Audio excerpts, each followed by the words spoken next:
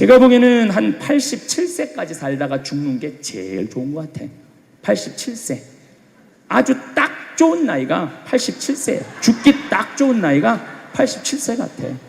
그거 넘었으면은 정말 안 보이고 안 들리고 불편해요. 그래서 87세까지 건강하게 살다가 행복하게 떠나는 그런 마음가짐이 제 생각에 참 중요한 것 같아요. 사실 지난 2017년 4월 10일 날 우리 아버지께서 세상을 떠나셨어요. 올해 떠나신 거죠. 올해 떠나셨는데 우리 아버지는 평생 쌍시옷 소리를 한 번도 하신 적이 없어요. 아버지 입에서 욕을 들어봤던 적이 없어요. 쌍시옷 소리를 한 번도 들어본 적이 없어요. 자식들, 내 자식을 키울 때 매질 한 번 하시지 않으셨어요. 그리고 우리 아버지는 참 남 욕을 하신 적이 없어요.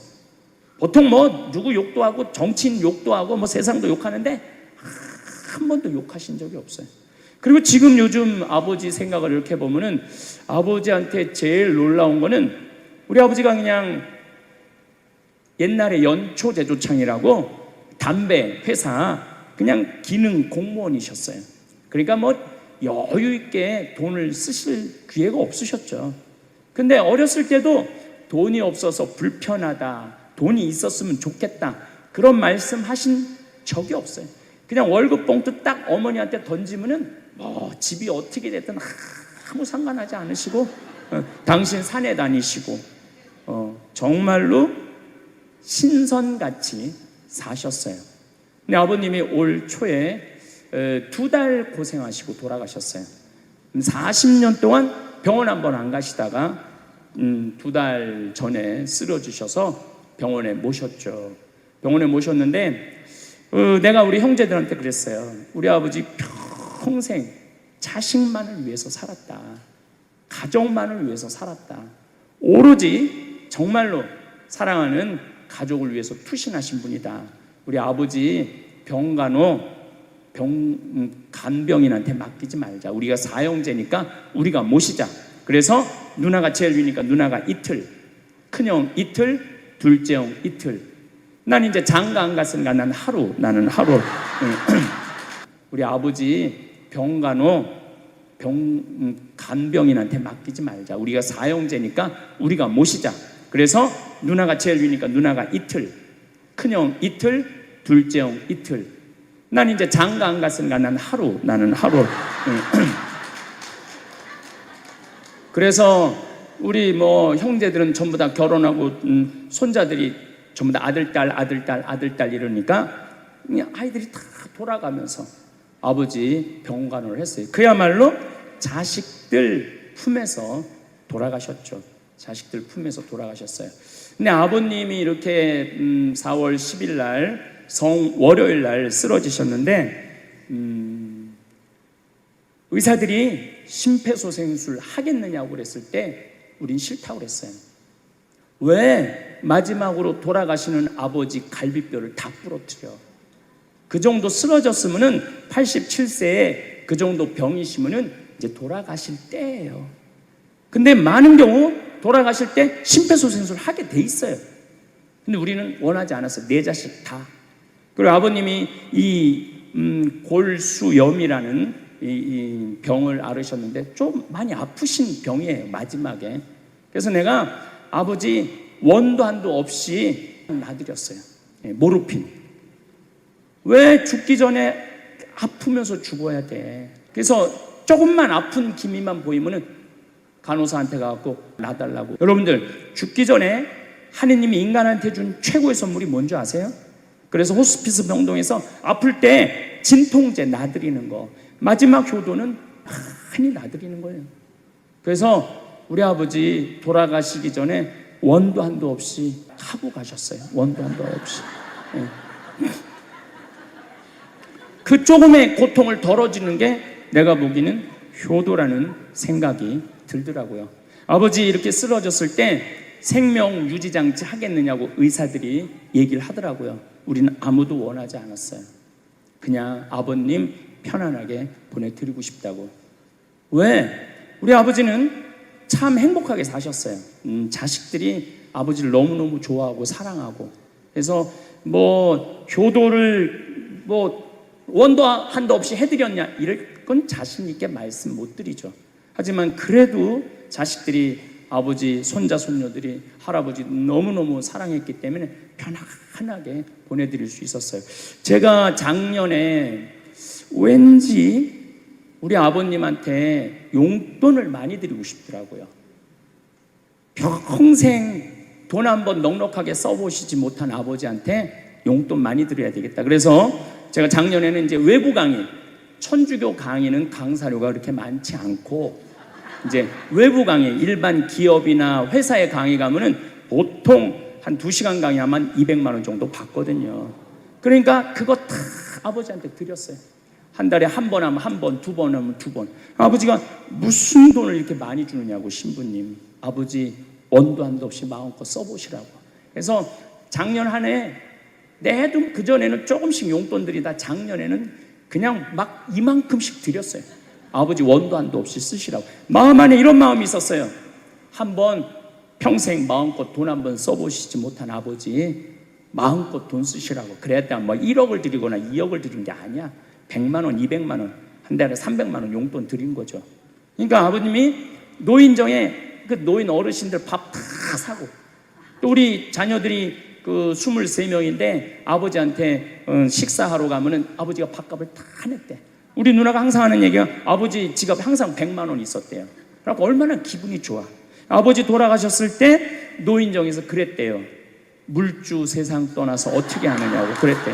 물주 세상 떠나서 어떻게 했느냐고. 아버님이 1년 동안 원도 한도 없이 즐겁게 사시다가 세상 떠난 거예요. 저는 효도도 나중에 한다는 건 다 거짓말이야. 효도하려면 언제 해야 돼? 지금 해야 돼, 지금. 부모님한테 돌아가시고 난 다음에 땅을 치고 통곡하는 거 다 소용없어요. 그냥 내가 지금 할 수 있을 때 최선을 다해서 효도하는 게 그게 효도라는 생각이 들더라고요.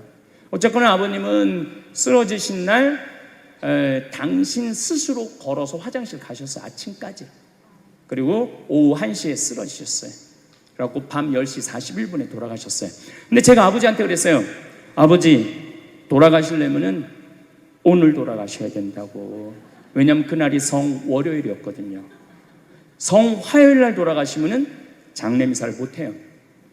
왜냐하면 성목요일 날은 장례미사를 못하게 돼 있어요. 성금요일, 토요일 다 장례미사 못해요. 그리고 예수부활 대축일 장례미사 못해요.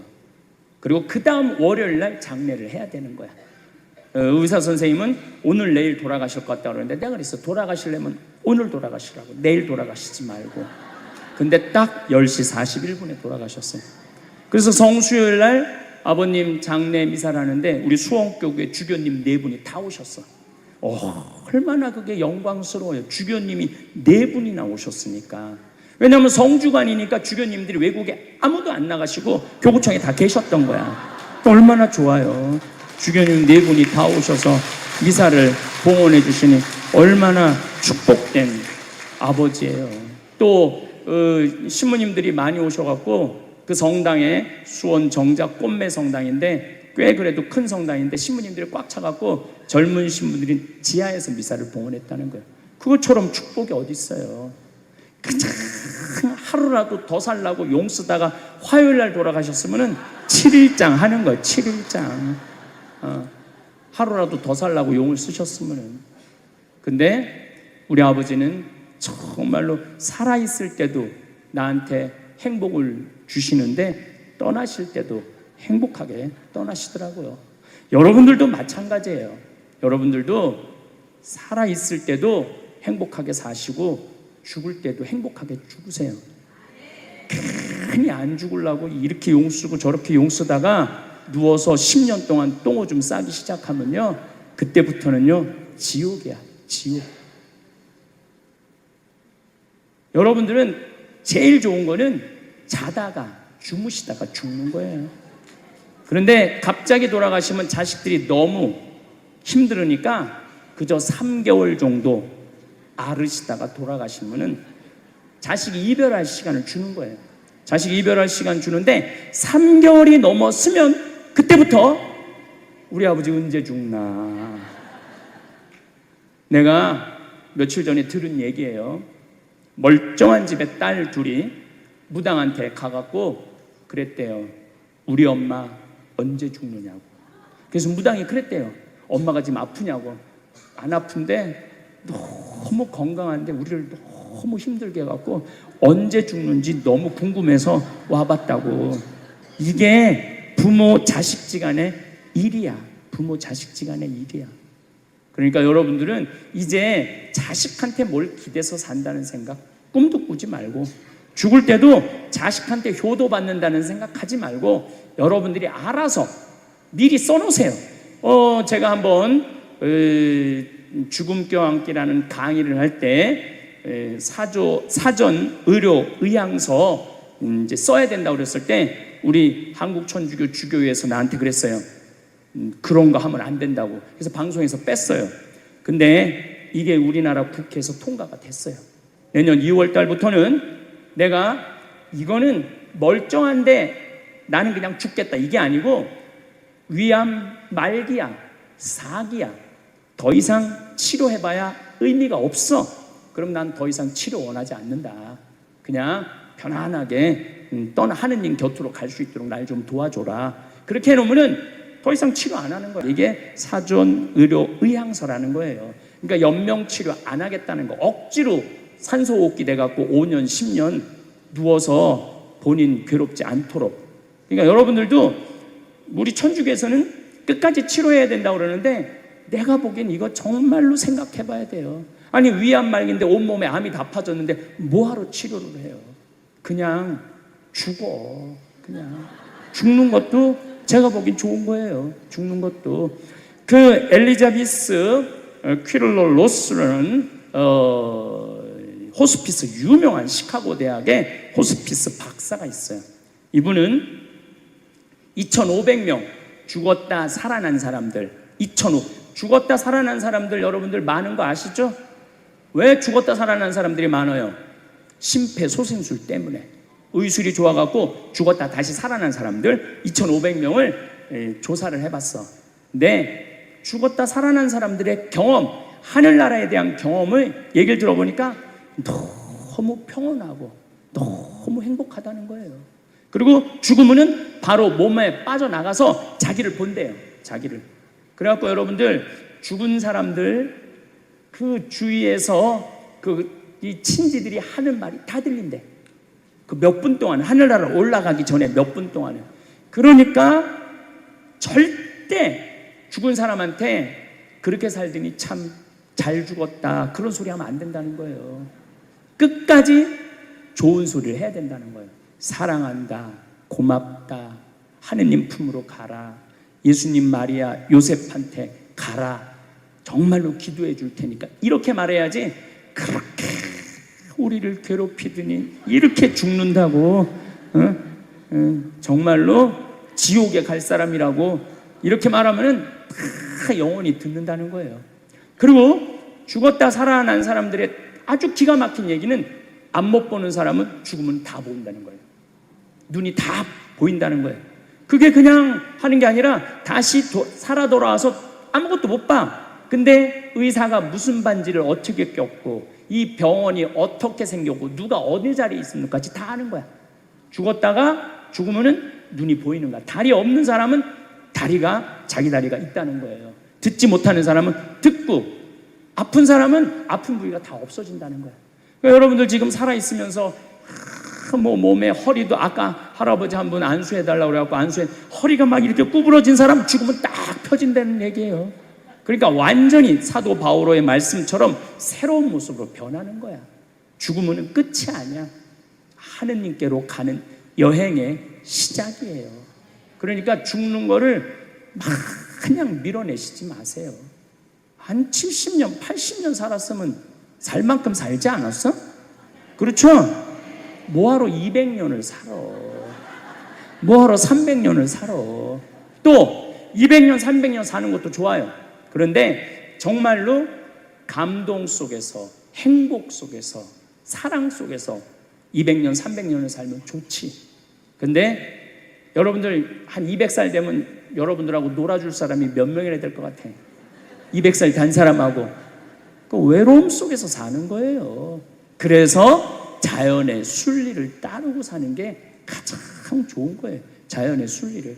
그래서 사는 만큼 살다가 떠날 때 이제 누구한테 간다고 생각하면 돼? 하느님 아버지한테로 간다고 생각하면 돼. 그래서 죽는 게 결코 나쁜 게 아니에요.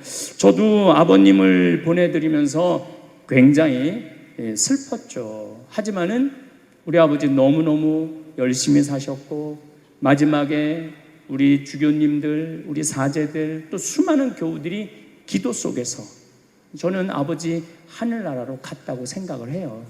또 아버지는 살아생전에 고향이 경상도 함양인데 어머니가 이미 가묘를 다 해놨어, 고향에다가.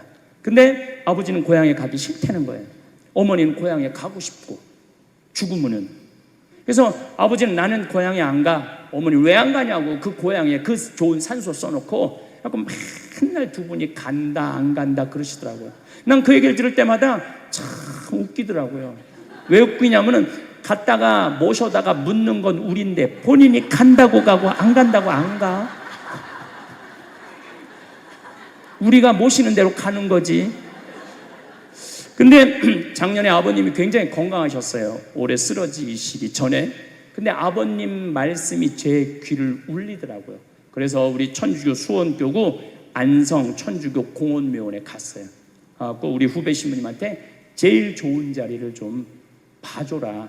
딱 갔는데 정말로 산소 자리가 좋더라고요. 그냥 양지 바른데 앞에 우리 아버지가 참 파란 걸 좋아하셨는데 그 아버님 내가 산소 자리 본데 앞에 파란 골프장이 쫙 보여. 얼마나 좋은지. 그래갖고 아무도 몰래, 우리 가족 아무도 몰래 내가 예약을 해놨어요. 그럼 아버님 돌아가셨을 때 안성 천주교 공원묘 모셨죠. 아버님이 왜 고향에 가기 싫어하셨느냐면은 우리 큰할아버지, 둘째 할아버지가, 셋째 할아버지까지 있었는데 큰할아버지가 딸만 6을 낳았어요. 둘째 할아버지는 아들을 3을 낳았는데 둘째 할아버지 첫째 아들이 우리 아버지야. 근데 1930년, 우리 아버지가 30년생이시니까 87세니까 그때는요 장손집에 아들이 없으면 8살 이전에 큰아버지 집에 가서 양자로 자라야 돼. 아버지는 그랬던 거예요.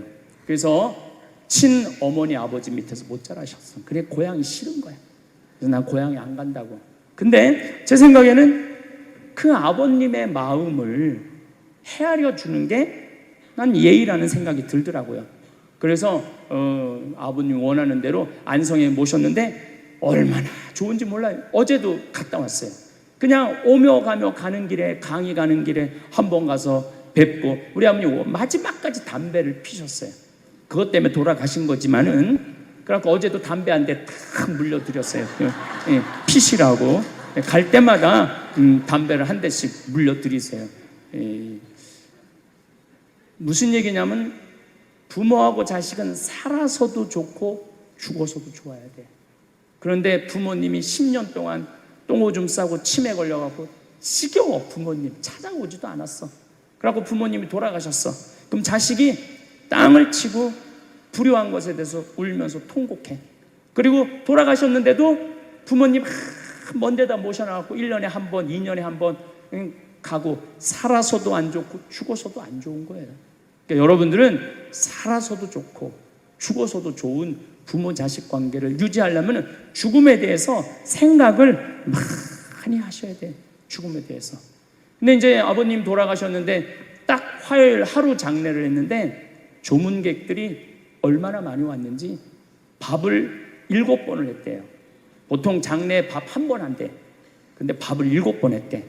우리 형님 둘도 나만 활동을 많이 하는 게 아니라 형님 둘도 어마어마하게 친구가 많더라고 보니까. 우리 누님도 그렇고. 그러니까 그냥 1000명 이상이 조문객이 왔으니까 조의금도 굉장히 많이 들어왔다는 얘기죠. 조의금도. 근데 내가 그 조의금을 싹 모아서 평창으로 갖고 왔어요. 우리 형제들은 조의금을 구경도 못했어요. 제가 왜 그걸 싹 모아서 갖고 왔느냐 하면은 내가 본당 신부 때 장례식장에 교우들 초상남은 가면은 상주가 안 나와. 왜 안 나오냐 그랬더니 저기 지금 방에 들어가고 조이금 갖고 싸운다는 거야. 네가 더 가질 거냐 내가 더 가질 거냐.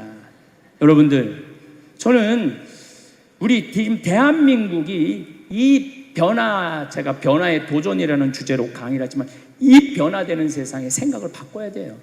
이제 지금 기업의 0.3%가 우리나라 총이익의 50%를 갖고 있대요. 그러면 그 0.3% 되는 대기업가들이 다 가난한 사람을 위해서, 나라를 위해서 세금을 내놔야 돼요. 이 시대는 이제 로봇가 자리 다 뺏어가고 사이버 인간이 다 뺏어가고 우리는 어떻게 살아, 인간은. 그래서 이 정치가 중요한 거예요, 21세기는.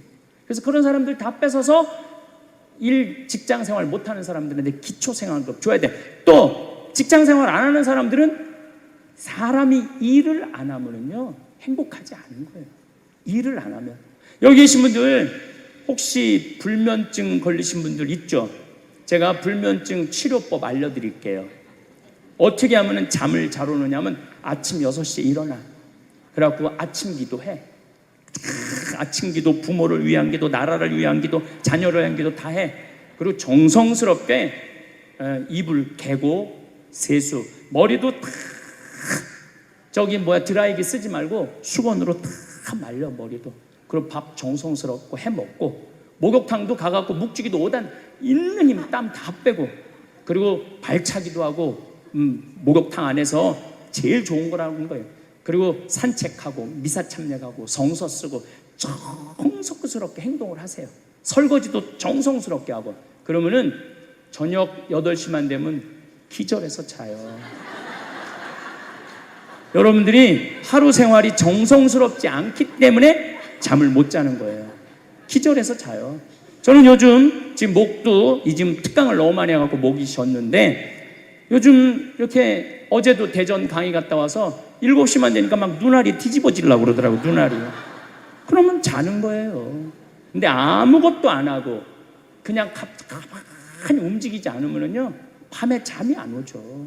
당연히 잠이 안 오죠. 그래서 정성스럽게 사는 게 중요한 거예요. 어쨌거나 하여튼 아버님 그 조의금을 싹 갖고 왔어요, 평창에. 그래갖고 내가 우리 형제들한테 얘기했어요. 아버님 돌아가신 조의금은 어린아이를 위해서 쓸 거고, 어머님이 돌아가신 조의금은 노인분들을 위해서 쓸 거다. 그래서 이번에 잠비아에 에이즈 어린이 고아원 짓는데 아버님 조의금 보냈어요. 또 빈센트 병원에서 이번에 20명을 수술을 해줬는데 그 중에 2명 아버님 조의금으로 또 수술도 해주고. 아직도 많이 남아있어. 아직도. 이제는 여러분들 떠날 때 자식한테 주고 떠나지 마세요. 세상에 주고 떠나세요. 어떤 세상에? 어렵고 힘들고 고통받는 사람들한테 주고 떠나세요. 그리고 미국이나 유럽은 보통 할머니들이 다 나 조의금 어디다 보내라, 어느 수도원에 보내라, 어느 고아원에 보내라, 어느 장애시설에 보내라, 다 그런다는 거예요. 대한민국 사람들만 죽을 때까지 이기적으로 죽는 거예요. 살아서도 이기적으로 살고 죽을 때도 이기적으로 죽는 거예요. 그래서 하여튼 우리 형제들은 조의금 구경도 못했어. 대신 내가 우리 형제들한테 보내준 선물이 있어요. 조의금 명단은 다 보내줬어. 타이프 쳐갖고. 갚아야 될 거 아니야. 갚아야 될 거 아니야. 되게 죽은 사람들의 경험을 들어보면은, 내가 이 퀴블러 로스라는 이분 책을 요즘 계속 읽고 있는데, 기가 막힌 거는 딸이 죽었어. 근데 다시 살아났어. 근데 이 딸이 아빠 엄마한테 얘기하는 거. 엄마 아빠 내가 죽었는데 오빠가 나를 너무 행복하게 기다리고 있어. 그래서 그 오빠랑 놀았는데 너무너무 행복했어. 근데 이 엄마 아빠는 너무너무 놀란 거예요. 왜 놀랬느냐 하면은 이 아이가 태어나기 전에 오빠가 죽어갖고 단 한 번도 오빠 얘기를 한 적이 없거든. 근데 죽어서 그 오빠가 기다리고 있는 거예요. 그러니까 이 기가 막힌 노릇 아니에요. 또 이런 경우도 있었다고 그래요. 어떤 경우가 있었느냐면은 교통사고 났어. 여동생, 오빠, 아빠가 했는데 오빠하고 아빠는 죽은 거야. 이 여동생은 다 기절한 상태에서 죽었는지 안 죽었는지 확인할 길이 없잖아요. 근데 다시 죽었다고 생각하고 병원에 가서 살아났어. 근데 이 여동생이 엄마 너무 슬퍼하지 마. 하늘나라에서 오빠하고 아빠가 날 기다리고 있어. 너무 행복해. 근데 얘는 오빠하고 아빠가 죽었는지 모르는 상태, 혼수 상태인데 그걸 아는 거예요. 근데 여기 특징 중에 하나는 죽어서는 살아있는 사람은 절대 못 본대요. 죽은 사람만 본다는 거예요. 죽은 사람만 하늘나라 가서 본다는 거예요. 그래서 여러분들도 세상 떠나면은 하느님 기다리고 있고 너무 행복한 나라로 가는 거예요. 그러니까 죽음은 그 번데기가 이 알을 까고 자기 껍데기를 까고 나비가 되는 것처럼 지금보다도 훨씬 아름다운 세상으로 가는 게 죽음이에요. 이제 21세기는 안 죽는다고 100살을 사니 200살을 사느니 좋은 게 아니에요. 100살, 200살 동안 불면증, 우울증, 미움, 분노, 외로움, 심심함으로 사는 것보다 그냥 한 70, 87세까지 살다가 죽어갖고 행복하게 먼저 떠난 사람들하고 하느님 품에서 행복하게 사는 게 좋죠. 그래서 여러분들 이제 행복하게 살다가 행복하게 떠나셔야 돼. 그리고 제가 늘 말씀드리지만 나중에 행복하지 마세요. 언제 행복해? 지금 행복하세요. 지금. 나중에 돈 쓰지 말고 언제 써?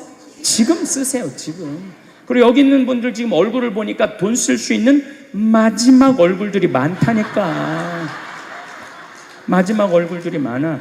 그리고 우리나라는 이제 드디어 3만 달러를 넘어서요. 선진국 대열에 들어서요. 선진국에 들었으면은 어르신들, 노인분들 연금 지금 20만 원에서 60만 원, 70만 원으로 다 올라가요. 그러니까 돈 없는 거 걱정하지 마세요. 여러분들이 엉뚱한 사기에만 안 당하면은 먹고 사는데 아무 지장 없어. 욕심만 안 부리면은 충분히 행복하게 살 수 있어. 그리고 이렇게 강의 따라다니면서 배우는 여러분들, 진리를 목말라 하는 여러분들은 앞으로 행복하게 사실 수 있으세요. 예.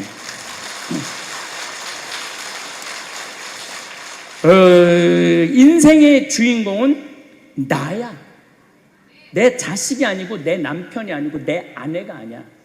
내 행복은 누가 책임지느냐면 내가 책임지는 거야. 내가 지금 불행한 거는 남편 탓도 아니고 자식 탓도 아니고 누구 탓이야? 내 탓이야. 왜? 나를 위해서 쓰는 법을 배운 적이 없어. 나를 위해서.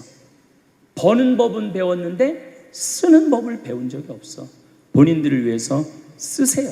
자, 1960년대, 70년대는 열심히 살아야 돼. 너 정말로 아끼고 살아야 돼. 가난했을 때 얘기예요. 이제 3만 달러가 넘었을 때는 이제는 재밌게 살고 행복하게 살고 의미 있게 살고 나누고 살아야 돼. 언어가 이제는 바뀌어야 돼. 우리나라가 아프리카에 있는 웬만한 나라들보다 못 살았어요. 아프리카에 있는 웬만한 나라보다 못 살았어. 전쟁 끝나고 난 다음에 정말로 허리띠 졸라 매가면서 잘 살아보자고.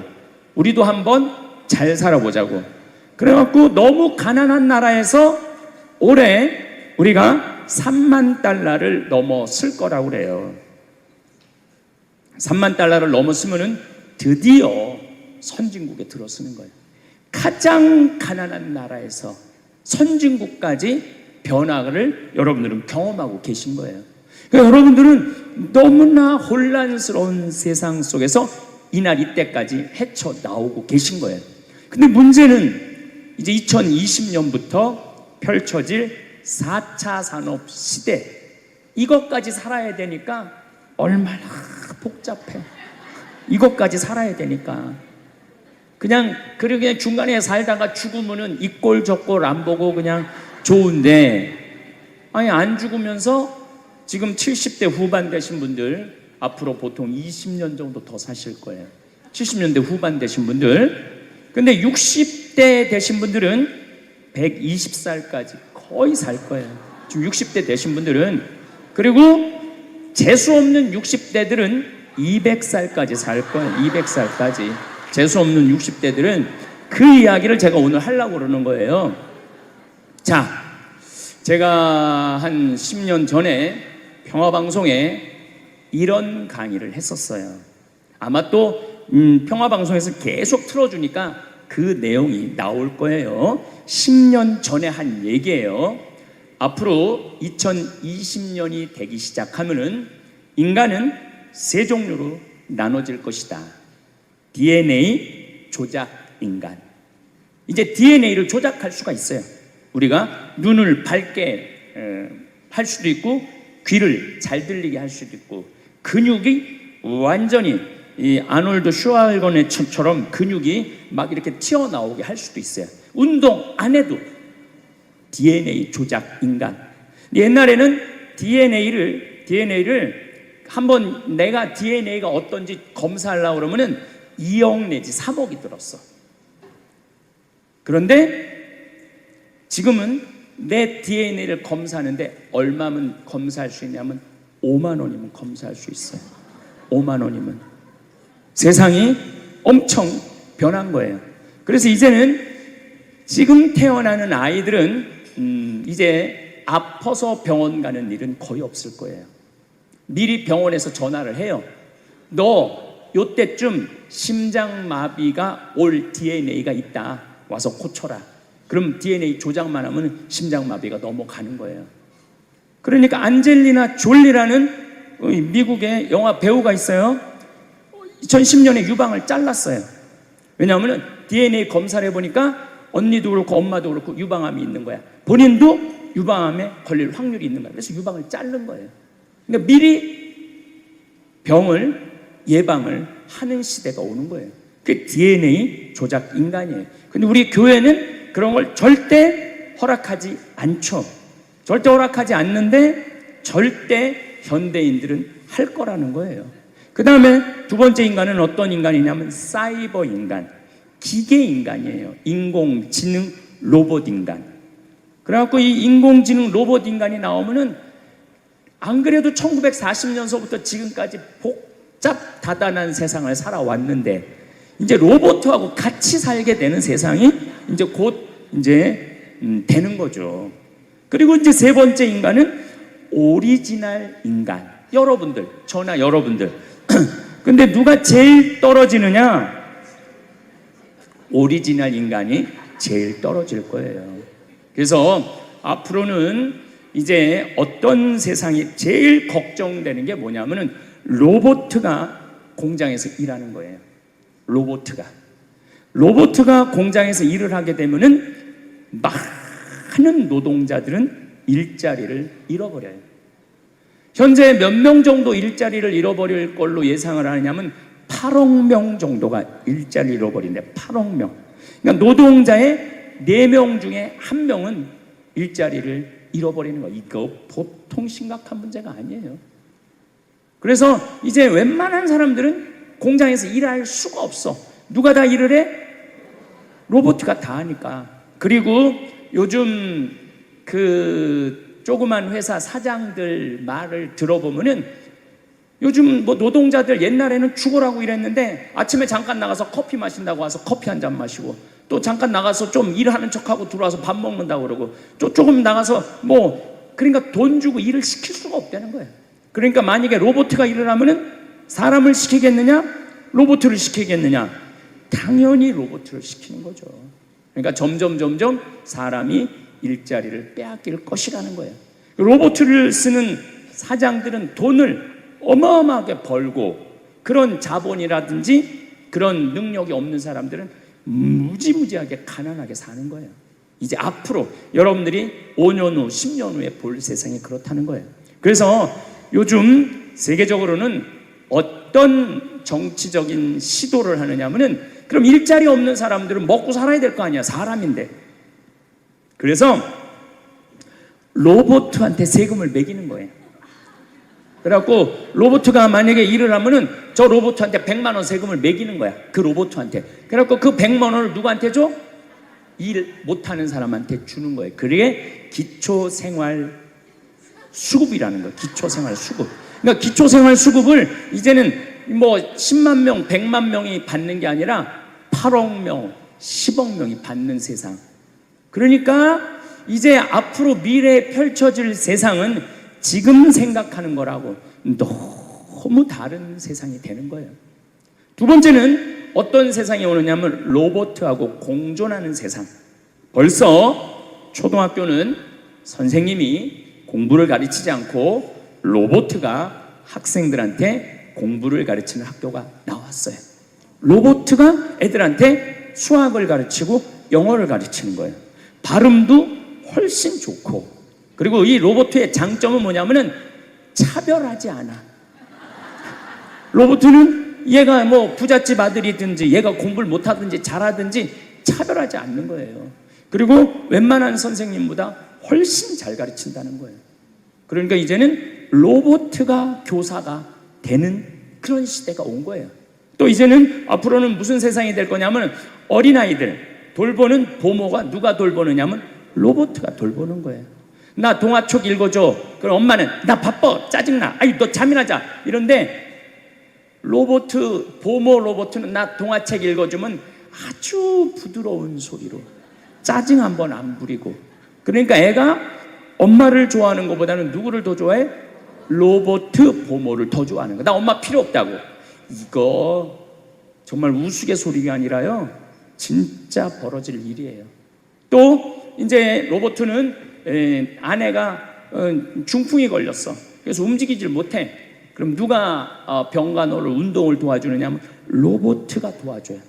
근데 이 로봇은 완전히, 제가 지난번 강의 때도 얘기했지만은 이제 섹스 로봇가 나온다고 그랬죠. 록시라고 5가지를 고를 수 있다고 그래요. 피부색, 키, 성격 이런 걸 고를 수가 있대. 그러니까 까칠한 여자, 부드러운 여자. 뭐 내가 까칠한 여자 좋아하면 성격 까칠한 로봇을 고르면 되는 거야. 근데 문제는 아내가 아파. 남편은 나가서 돈 벌어야 돼. 그래서 로봇을 하나 도우미 로봇을 했어. 근데 이 로봇은 아내를 너무 따뜻하게 해주는 거야. 그러니까 아내는 자꾸 남편한테 실망하는 거야. 자기 힘들다고 들어가서 자고. 근데 로봇은 나 좀 주물러 달라 그러면 언제든지 와서 주물러 주잖아요. 그러니까 남편한테 당신 나 필요 없다고, 나 이혼하고 싶다고. 그러니까 로봇하고 사람하고 혼동하는 세상이 오는 거예요. 로봇하고 사람하고. 그리고 더욱 2040년이 되면은 이 로봇가 감정까지 느껴. 사랑까지 할 수 있다는 거예요. 사랑까지. 아내 역할을 다 할 수 있는 세상이 온다는 거예요. 저 신부님 너무 앞서 나가는 거 아니야. 앞서 나가는 거 아니에요. 지금 미래 과학자들은 다 그런 세상이 온다고. 근데 이게 먼 미래가 아니라 바로 코앞에 와 있다는 거예요. 바로 코앞에 와 있다는 거예요. 3D 프린터기로 콩팥 만들 수 있어요. 간 만들 수 있어요. 요즘 시도하는 건 심장까지 만들어 갖고, 이제 앞으로는 이제 여러분들이 이제 한 90살쯤 되면은 85살쯤 돼도 그럴지 몰라.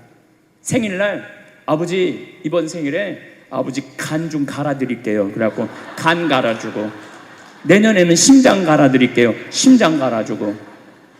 그런 세상이 올 가능성이 굉장히 많아요. 그럴 세상이. 참 이게 오래 사는 게 2045년까지만 살면은 안 죽는다는 거예요. 2045년. 그러니까 내가 80살까지만 나도 살면 어떻게든지 버티면은 안 죽을 수 있다는 거. 80살까지만. 앞으로 펼쳐질 세상에 가장 걱정스러운 게 뭐냐면은 수명 연장이에요. 수명 연장.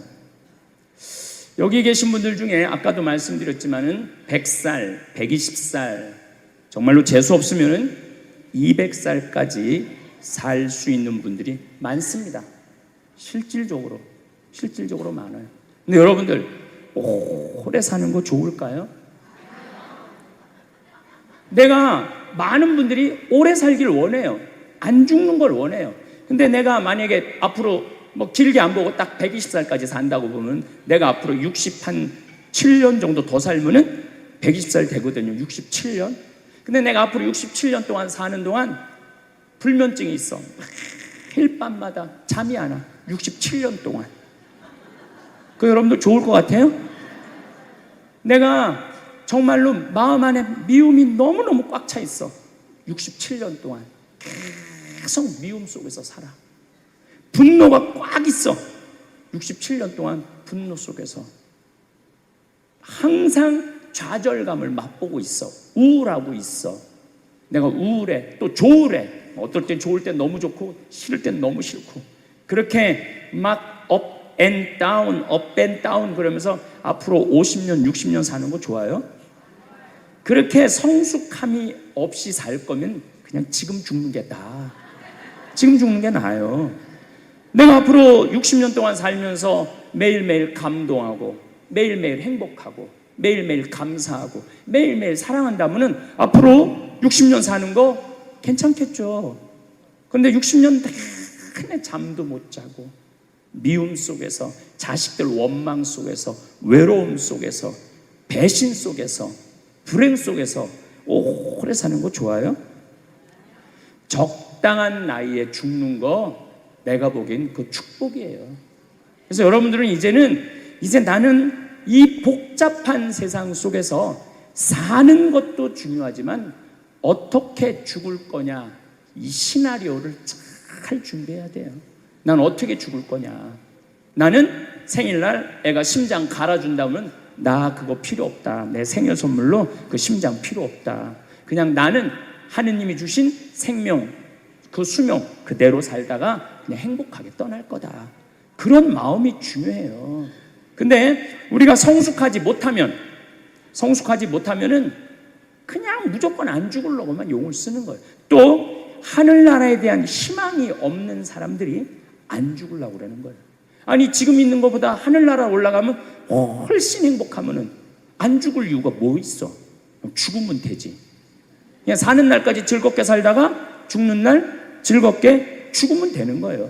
이 훈련이 꼭 필요해요. 여러분들 이게 뭐 요즘 알고리즘 그러는데 그건 다 제쳐두고 내가 인생의 설계가 필요해. 나는 몇 살까지 살다가 더 이상 치료받지 않고 암이 걸리면은 안 갈고, 그냥 안 갈고, 간 안 갈고, 신장 안 갈고, 췌장 안 갈고 그냥 하느님 품으로 간다는 생각이 아주 중요하다는 거예요. 그래서 여러분들 정말로 이제는 의미 있고 재미있고 행복하게 생활하시길 바라겠습니다. 다음 시간은 의미 있고 재미있고 행복한 삶이 뭔지 제가 말씀드리도록 하겠습니다. 감사합니다. 평생을 살아오시면서 얼마나 많은 사람들을 위해 애쓰셨나요? 어린 자녀들의 밥상을 차리고 잠자리를 돌보고 아플 때마다 밤새 간병하셨을 겁니다. 남편을 내조하고 시댁과 친정 어른들을 모시며 때로는 이웃과 친구들의 어려운 일까지 도맡아 하셨을 것입니다. 직장에서도 마찬가지였겠지요. 동료들과 후배들을 챙기고 맡은 일은 물론 남이 부탁한 일까지 묵묵히 해내셨을 겁니다. 그렇게 오랜 세월 동안 다른 사람들을 먼저 생각하고 남을 위해 내 것을 내어주는 일이 너무나 자연스러워졌습니다. 마치 숨을 쉬는 것처럼 당연하게 여겨왔지요. 그런데 문득 거울을 들여다보면 언제부턴가 내 얼굴이 낯설게 느껴질 때가 있지 않으신가요? 나는 누구일까? 나는 무엇을 좋아하고 무엇을 원하는 걸까? 하는 질문이 마음 한편에서 조용히 올라올 때가 있으실 겁니다. 이런 마음이 드는 것은 지극히 자연스러운 일입니다. 그동안 너무나 열심히 성실하게 살아오신 증거이기도 하고요. 하지만 이제는 조금 다르게 생각해 볼 필요가 있습니다. 남을 위해 사는 것도 물론 아름다운 일이지만 가장 소중한 나 자신을 아끼고 사랑하는 것이야말로 모든 것의 시작이라는 사실을 깨달아야 할 때입니다. 자신을 사랑한다는 것이 이기적인 일이라고 생각하실 수도 있겠지만 그렇지 않습니다. 오히려 자신을 제대로 사랑할 줄 아는 사람이야말로 다른 사람도 진정으로 사랑할 수 있는 법입니다. 마른 우물에서는 물을 길어낼 수 없듯이 자신이 메마른 상태에서는 다른 사람에게 줄 수 있는 것도 한계가 있기 마련입니다.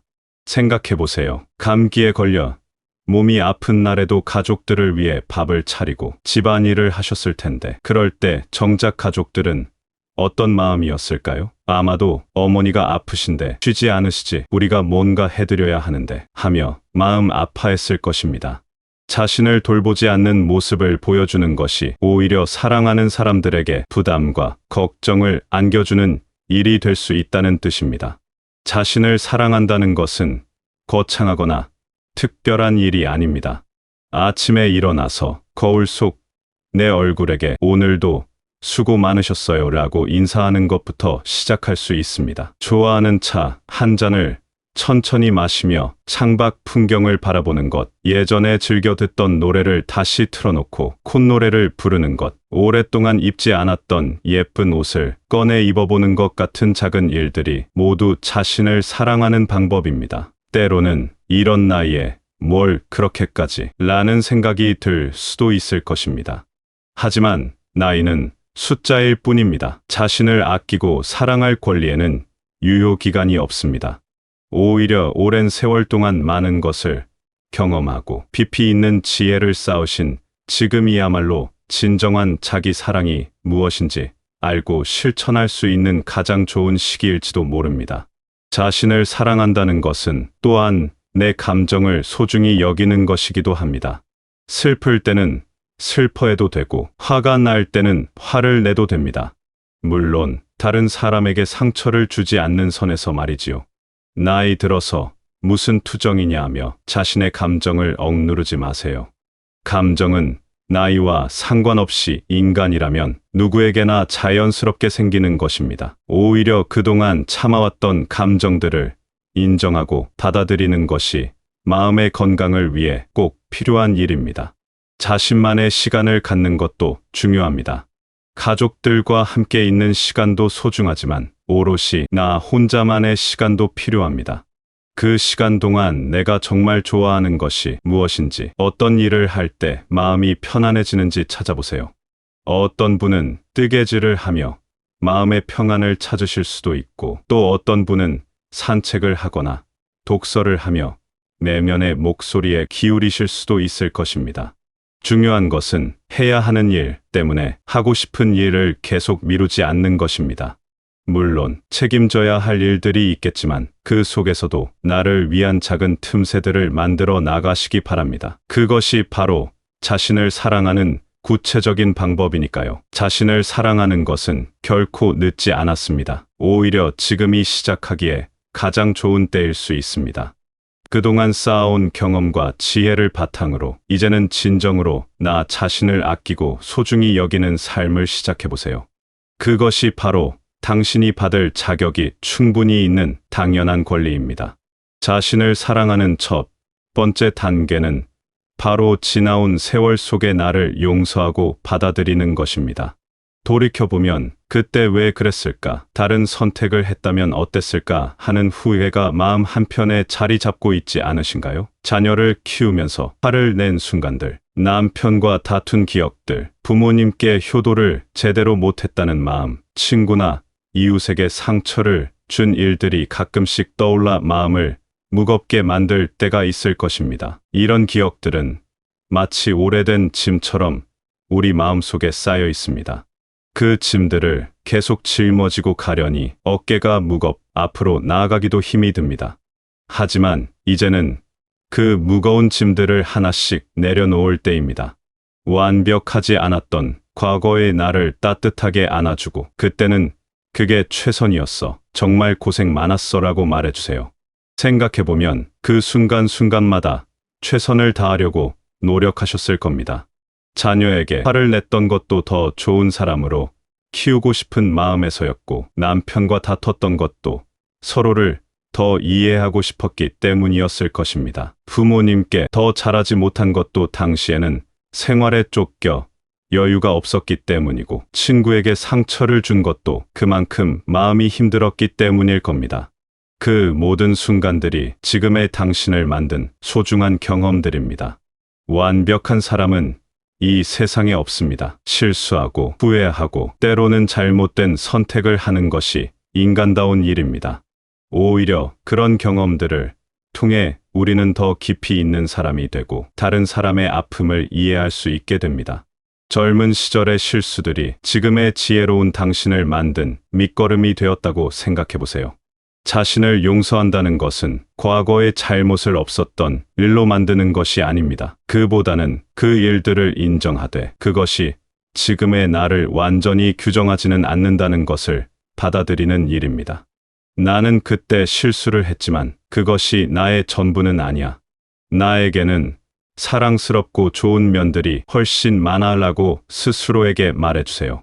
특히 자녀를 키우면서 느꼈던 죄책감들은 이제 내려놓으셔도 됩니다. 아이들이 아플 때 병원에 늦게 데려간 일, 바쁘다는 핑계로 함께 놀아주지 못한 시간들, 경제적으로 어려워서 원하는 것을 사주지 못한 기억들이 마음을 아프게 할 때가 있을 것입니다. 하지만 그 모든 순간에도 당신은 아이들을 사랑했고 그 사랑은 아이들에게 분명히 전해졌을 것입니다. 완벽한 부모는 없지만 사랑하는 부모의 마음만큼은 아이들이 다 알고 있습니다. 남편과의 관계에서도 마찬가지입니다. 서로 이해하지 못하고던 시간들, 말을 아껴서 마음을 제대로 전하지 못했던 순간들이 후회로 남아있을 수 있습니다. 하지만 그것도 서로를 사랑했기 때문에 생긴 일들입니다. 사랑하지 않았다면 화도 섭섭함도 없었을 테니까요. 그 모든 감정들이 결국 더 깊은 사랑으로 이어졌다고 생각해 보세요. 시부모님이나 친정부모님과의 관계에서 생긴 마음의 상처들도 이해할 만합니다. 서로 다른 세대, 다른 환경에서 자란 사람들이 함께 살아간다는 것은 쉬운 일이 아니니까요. 때로는 이해받지 못한다는 서운함도, 때로는 충분히 잘해드리지 못했다는 아쉬움도 있었을 것입니다. 하지만 그 속에서도 가족이라는 끈으로 묶여 함께 살아왔다는 것 자체가 큰 의미입니다. 친구들이나 이웃과의 관계에서도 마찬가지입니다. 오해가 생겨서 멀어진 친구, 무심코 한 말로 상처를 준 이웃이 있을 수 있습니다. 그런 기억들이 마음을 무겁게 할 때가 있지만 그것도 모두 인간관계의 자연스러운 모습입니다. 중요한 것은 그 경험을 통해 더욱 세심하고 따뜻한 사람이 되었다는 점입니다. 자신을 용서한다는 것은 또한 당시의 상황과 환경을 이해해 주는 것이기도 합니다. 지금과는 다른 시대를 살아오셨습니다. 여성에 대한 인식도, 교육 환경도, 경제 상황도 모든 것이 달랐습니다. 그런 상황에서 최선을 다해 살아온 자신을 인정해 주세요.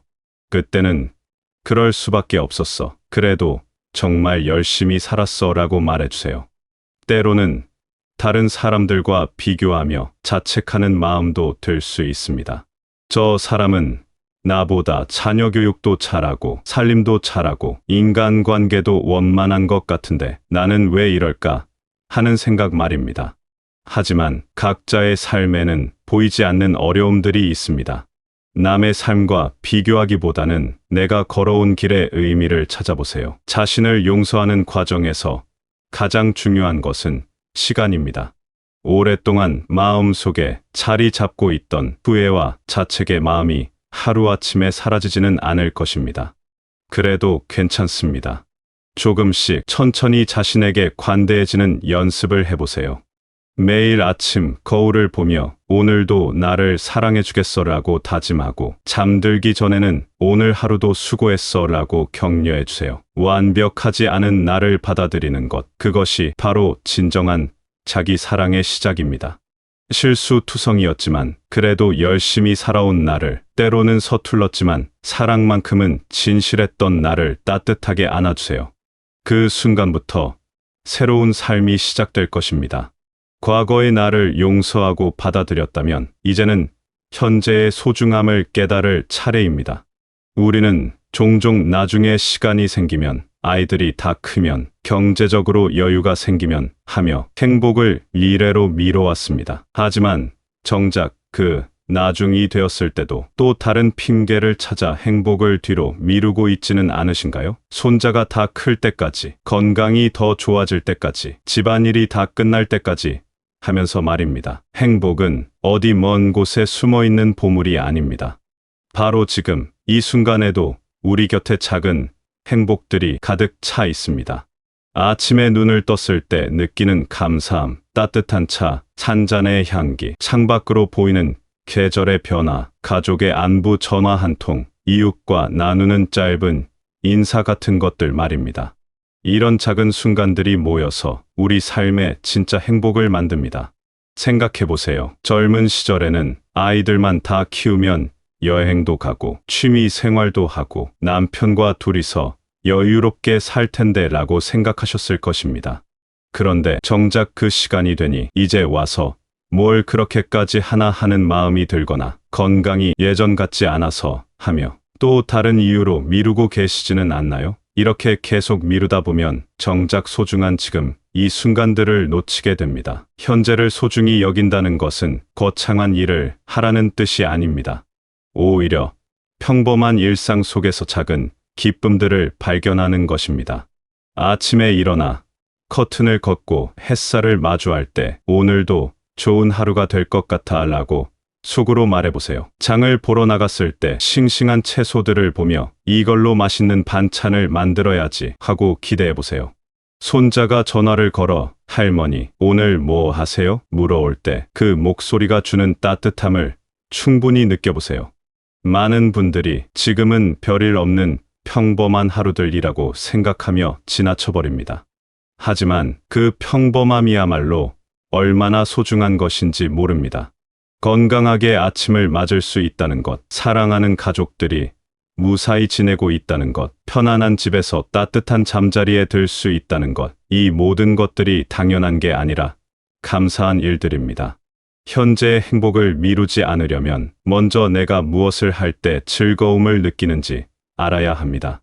어떤 분은 꽃을 기를 때 마음이 평안해지실 수도 있고 어떤 분은 요리를 할 때 보람을 느끼실 수도 있습니다. 또 어떤 분은 옛날 사진을 정리하며 추억에 잠길 때 행복하실 수도 있고 어떤 분은 동네 산책을 하며 자연을 만날 때 기쁨을 느끼실 수도 있을 것입니다. 중요한 것은 그런 작은 즐거움들을 시간 낭비라고 생각하지 않는 것입니다. 꽃을 기르는 것도, 요리하는 것도, 사진을 정리하는 것도, 산책하는 것도 모두 의미 있는 일들입니다. 이런 일들을 통해 마음이 편안해지고 행복해진다면 그것만으로도 충분히 가치 있는 시간입니다. 또한 혼자만의 시간을 갖는 것도 중요합니다. 가족들과 함께 있는 시간도 소중하지만 때로는 온전히 나만을 위한 시간도 필요합니다. 그 시간 동안 내 마음의 소리에 귀 기울여 보세요.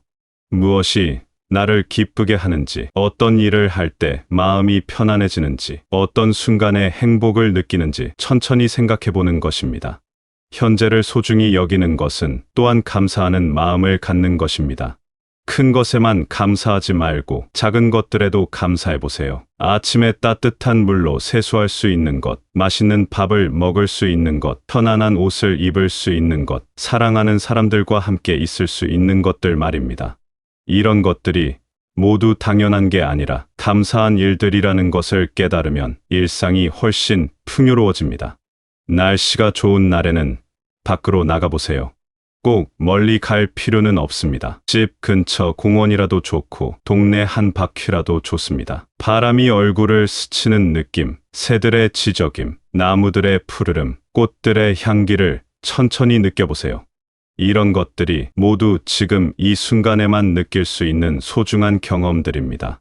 비가 오는 날에는 창가에 앉아 빗소리를 들어보세요. 빗방울이 창문을 타고 흘러내리는 모습을 바라보며 비 덕분에 꽃들이 더 싱싱해지겠네 하고 생각해보세요. 눈이 오는 날에는 하얗게 쌓인 눈을 보며 세상이 이렇게 깨끗해 보이다니 하며 감탄해보세요. 이런 순간들이 모두 현재를 살아가는 기쁨입니다. 가족들과 함께 있을 때도 그 순간을 충분히 누려보세요. 손자가 놀러 왔을 때는 스마트폰을 잠시 내려놓고 아이의 이야기에 온전히 집중해보세요. 남편과 차를 마실 때는 텔레비전을 끄고 서로의 안부를 물어보세요. 자녀들이 안부 전화를 걸어올 때는 바쁜 일을 잠시 멈추고 그들의 목소리에 귀 기울여 보세요. 현재의 행복을 느끼는 것은 특별한 능력이 필요한 일이 아닙니다. 다만 조금만 마음을 열고 조금만 주의 깊게 살펴보면 됩니다. 지금 이 순간에도 우리 주변에는 행복의 씨앗들이 가득 흩어져 있습니다.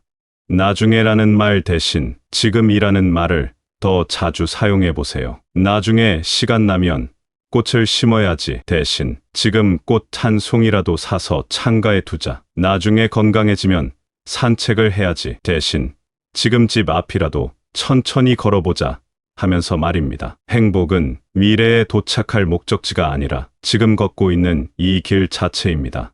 매일매일이 소중한 하루이고 매 순간이 다시 오지 않을 귀한 시간입니다. 이 소중한 현재를 놓치지 마세요.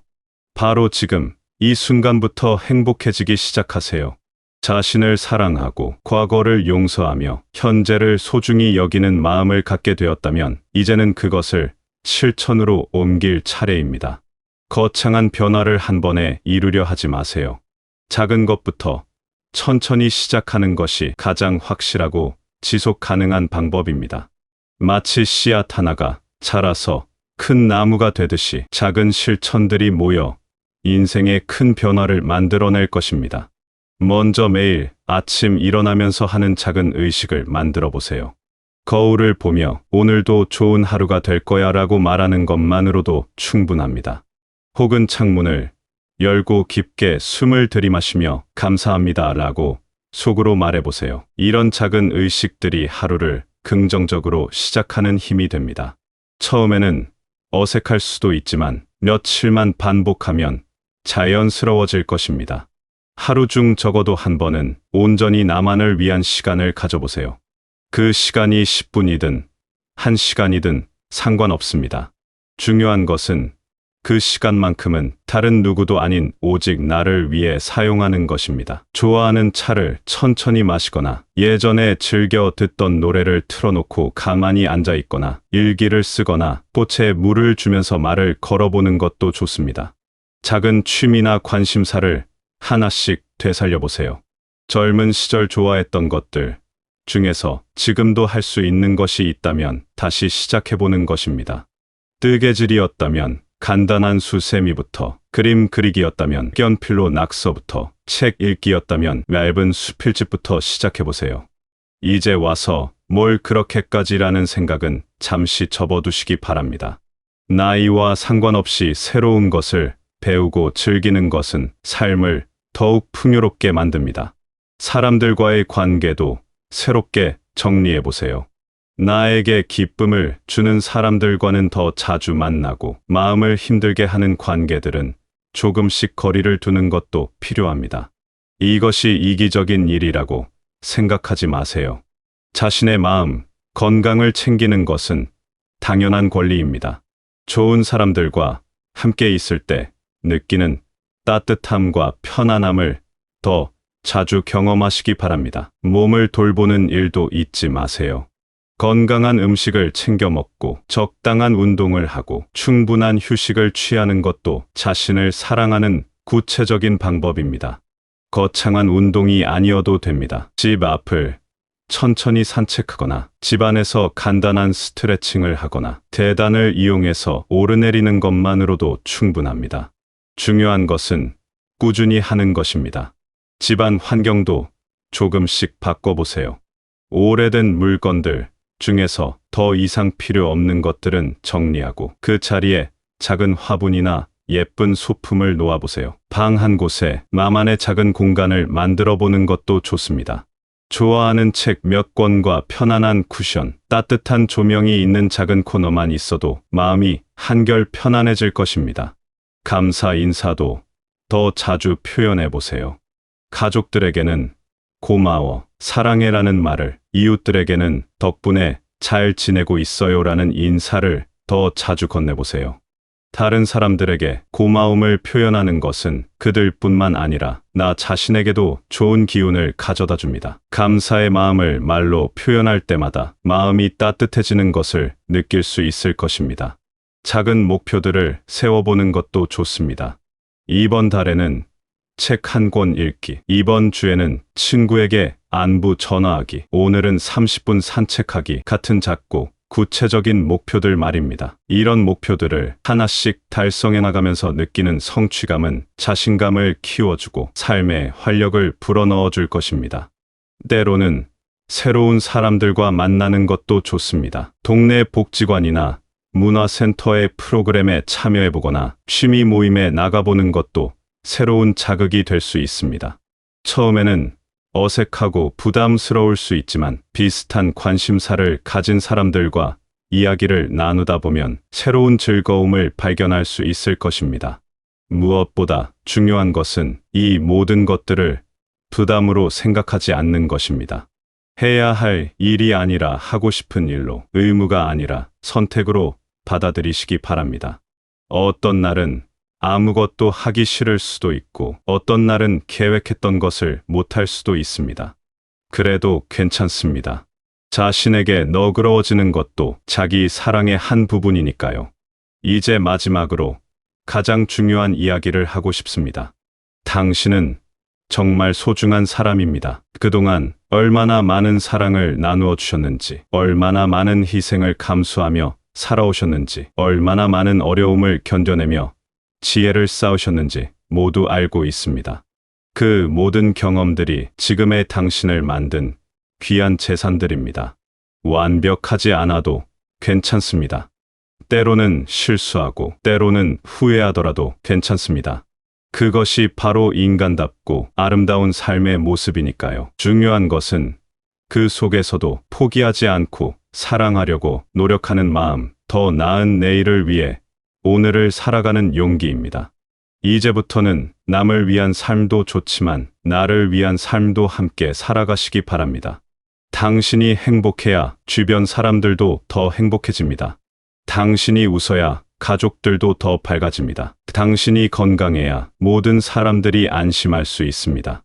그러니 자신을 사랑하는 것이 이기적인 일이라고 생각하지 마세요. 오히려 그것이 가장 아름다운 선물입니다. 매일 아침 눈을 뜰 때마다 오늘도 나를 사랑하며 살아가겠다고 다짐해 보세요. 그리고 밤에 잠들기 전에는 오늘 하루도 정말 고생 많았다. 내일도 함께 해보자고 자신에게 말해주세요.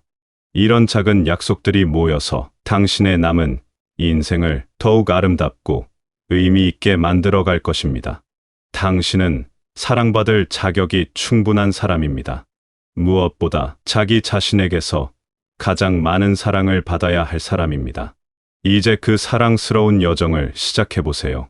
늦었다고 생각하지 마세요. 지금이 바로 가장 좋은 때입니다.